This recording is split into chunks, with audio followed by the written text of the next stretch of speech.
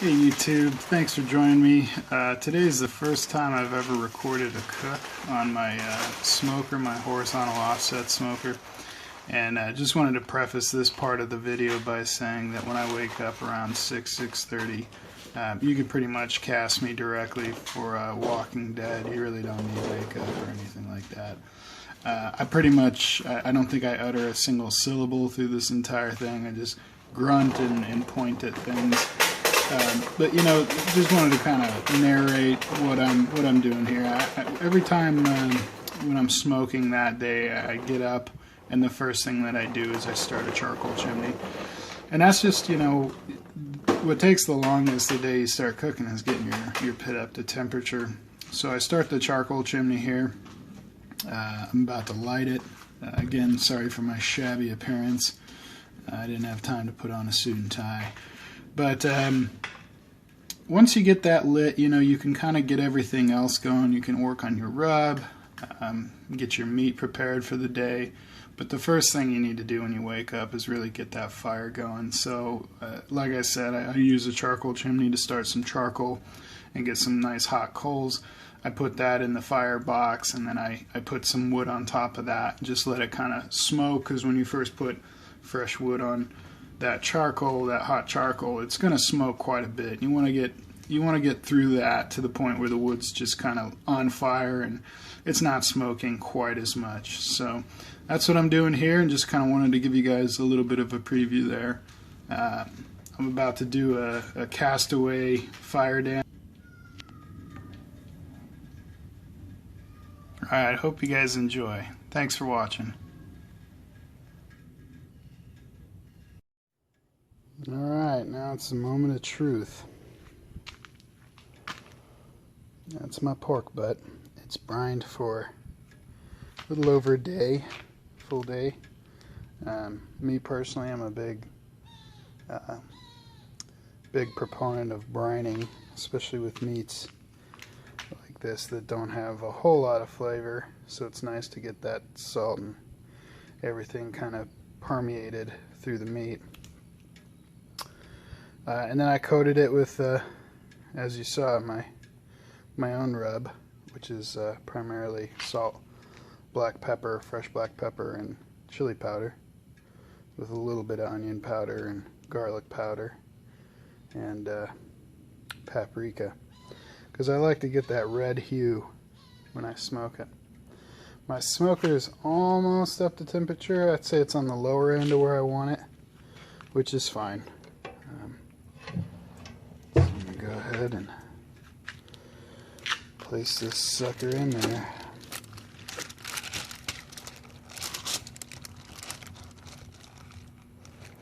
If I can.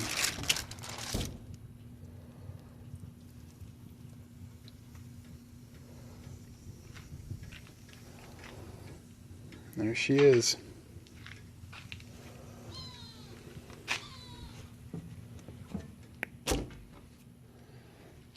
Get a glove and wipe that up. Anyways, let's start cooking. Alright, so I brined my pork ribs for about 30 minutes, 45 minutes maybe. Nothing crazy. It's a smaller, less meat to get into. So, you know, and the other thing is that these are really good. If you're going to be smoking a pork butt all day, you might as well have a little snack halfway between. So that's why I love to do ribs. It's the same rub, same process. You know, there's a little more to ribs, I guess, but the length is half about. So that's why I say I like to eat these for lunch and then have the pulled pork for dinner. It's the recipe for a good heart.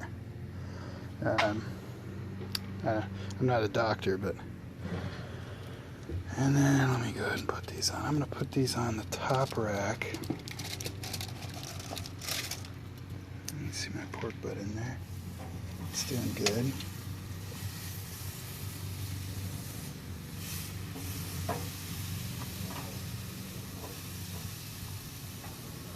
Set those guys in there. Beautiful.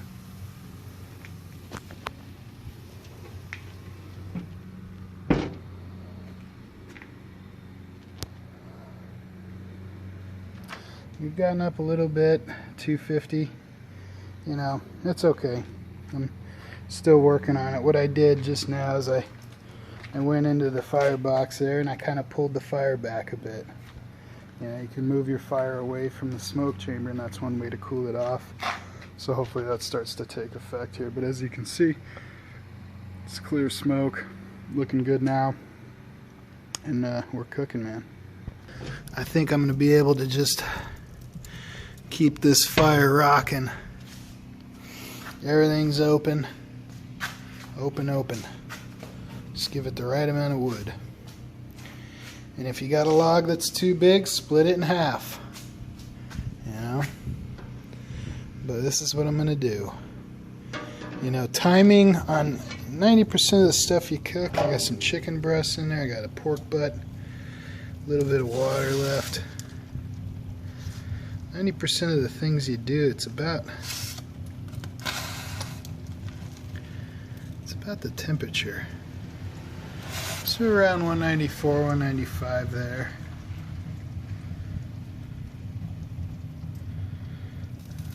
50. Might move this to the back. It seems to be cooking a little hotter. 55. I think that's what most of these are. 160. That guy's getting close to pulling. So is that guy. So I need to shut this thing, because you see that? I mean, if you're looking, you ain't cooking. Well, there you go. But you gotta temp stuff, man. Hey YouTube, so I wanted to kind of conclude this video by just saying a couple things that I wasn't able to get to with some of the footage, and that's basically just that you know, some of the things that I did for the pork ribs, for example. One of the things I've been into lately is when I wrap the pork ribs or I wrap the butt, I spritz it again with a little bit of apple cider vinegar, and then I also pour in a little bit of IPA, which is one of my favorite beers. I think it pairs really well with a lot of these kind of foods, barbecue in general. It's just a real hoppy beer. So I pour some of that in too, just to kind of get a little bit more juice than just the fat that's coming off of the meat itself, as something to kind of steam in there when I wrap it. So that's one thing. And then the second is, you know, just that I didn't get to a lot of footage at the end of the cook, because as I mentioned, you know, this pork butt, it was for a friend's birthday party, and we had to get to the party basically, so we didn't have a whole lot of time to do video at the end. But everything came out great. You know, people loved the pulled pork. The ribs were excellent. I'll show you some pictures of the chicken and the ribs. I didn't get many photos of the finished pulled pork, but it was super tender, super juicy. Really came out great. And then the last thing I wanted to talk about is just some things to focus on for those smokers out there that are kind of new to the game. And that's, you know, once you get yourself a good smoker, a good offset, or whatever you're doing, particularly with offsets, you need to work on your fire management skills, and that's the first thing that you probably should work on. And again, I prescribe to the theory that, you know, leave your vents open, both your smokestack vent and your dampener at the firebox. Just leave that open and try and add the correct amount of firewood to keep a steady temperature that you want. You can move the fire back a little bit. You can push it closer to the smoke chamber. There are things that you can do, even to the point of, oops, I added too much wood, and take a log off kind of thing.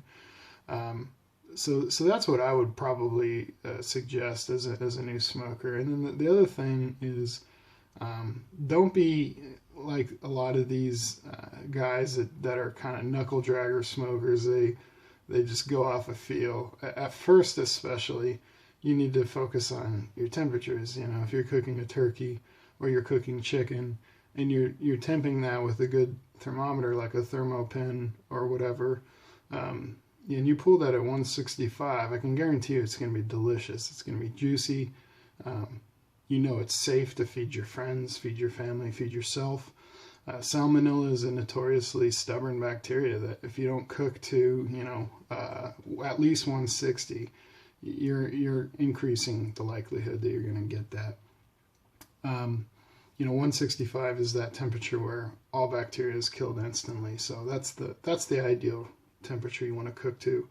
I wouldn't go over that though. That's the thing. The further you go beyond 165, the drier that meat's going to get.